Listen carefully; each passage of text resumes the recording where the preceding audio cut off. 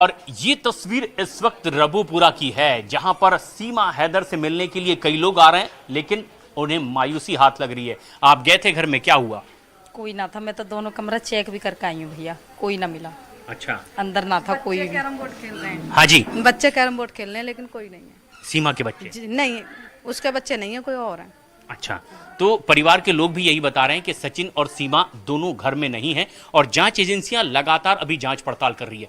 कई ऐसे बड़े सवाल हैं जिसका जवाब एजेंसीज को चाहिए, लेकिन अब तक की पड़ताल में जो चीजें सामने आई है वो ये कि अभी जिस तरह का डाउट जाहिर किया जा रहा था कि क्या जासूसी के इरादे से सीमा हैदर भारत तो दाखिल नहीं हुई हैं, और अब तक के कुछ इस तरह की तस्वीर सामने नहीं आई है, और ना ही कोई ऐसी ठोस बात अब तक के सीमा हैदर के बारे में जांच एजेंसियों को अपने हाथ लगी है। और इसीलिए भी कई ऐसे दस्तावेज हैं जो अब जांच एजेंसियों के निशाने पर हैं, और ना सिर्फ सीमा हैदर के वो दस्तावेज बल्कि सचिन मीणा, क्योंकि सचिन ही वो शख्स है जिसके प्रेम में सीमा का दावा है कि वो भारत आई है इतना लंबा सफर तय करते हुए, पाकिस्तान से दुबई, दुबई से नेपाल और नेपाल से फिर भारत। उसके लिए कुछ दस्तावेजों की जरूरत होती है, और ये दस्तावेज बनवाने में सचिन मीणा ने ही सीमा हैदर की मदद की थी। और इसलिए जांच एजेंसियां लगातार सचिन से भी ये पूछ रही हैं कि सीमा हैदर को मदद करने में, भारत में दाखिल होने में किस किस तरीके से दस्तावेज बनाने में सचिन ने मदद की थी।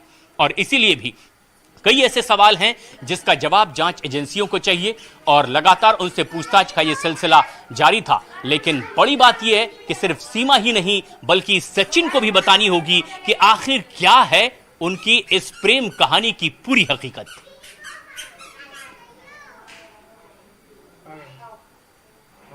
दीपक बिष्ट हमारे सहयोगी इस वक्त हमसे सीधे जुड़ रहे हैं ज्यादा जानकारी के साथ। दीपक, अब तक की जो पड़ताल है इसमें क्या कुछ और पता चल पाया है? शुरुआती दौर में जिस तरह से सीमा ने जो जवाब यहाँ पर एजेंसियों और यूपी एजेंसी को दिए थे, उसके बाद भी सीमा हैदर जो है अभी भी सवालों के घेरे में है, क्योंकि एक तरफ जो खुफिया एजेंसियां हैं वो इस पूरी पड़ताल को अपने तरीके से कर रही है, जिस तरह के दस्तावेज उसने पेश किए थे। वहीं दूसरी तरफ जब भी इस तरह से 14 विदेशी अधिनियम के तहत किसी को अवैध रूप से भारत में घुसने पर पकड़ा जाता है, तो उस दौरान कानूनी प्रक्रिया होती है कि उसको कहीं ना कहीं सेफ जगह पर रखा जाए, यानी घर परिवार से अलग रखकर, क्योंकि डिपोर्ट करने के लिए इसको हिरासत में रखा जाता है। और यहाँ पर प्रक्रिया शायद यही जो एजेंसियां हैं वो कर रही हैं, क्योंकि सीमा हैदर ही घर में नहीं है, बाकी पूरा परिवार सचिन का घर में बताया जा रहा है, लेकिन सीमा हैदर कहाँ पर है इसके बारे में कोई जानकारी जुटाई नहीं जा रही और ना ही कोई जानकारी दे रहा है।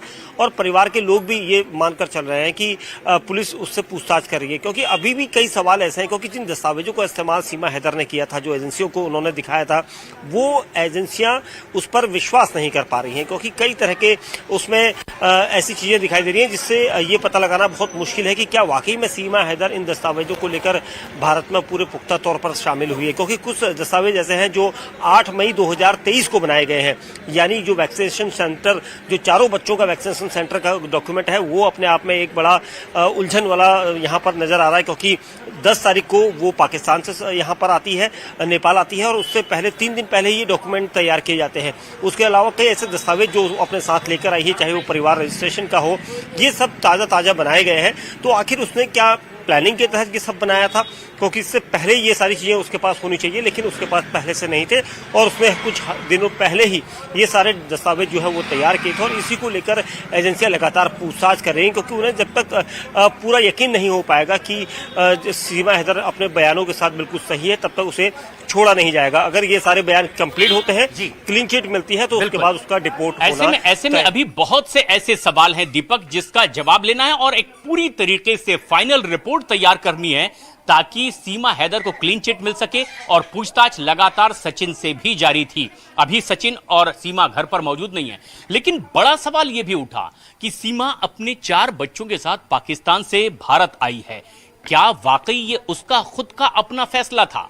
आई है तो उसके साथ 4 बच्चे जो भारत आए हैं, क्या किसी योजना के तहत वो चारों बच्चों के साथ में भारत आई है? ऐसे बहुत से सवाल हैं जिसकी तफ्तीश जारी है और शुरुआत में ये शक जाहिर किया गया कि क्या ये आईएसआई के एजेंट तो नहीं है और इसीलिए बच्चों को ढाल बनाकर भारत में दाखिल तो नहीं हुई कि कोई उस पर शक न करे। लेकिन अभी शुरुआती तौर पर जितनी भी पड़ताल आई है, कोई पुख्ता सबूत ऐसे हाथ नहीं लगे इन्वेस्टिगेशन एजेंसीज के। लेकिन सचिन मीणा को भी पूरी दोस्ती की दास्तां सच सच अब बयां करनी पड़ेगी।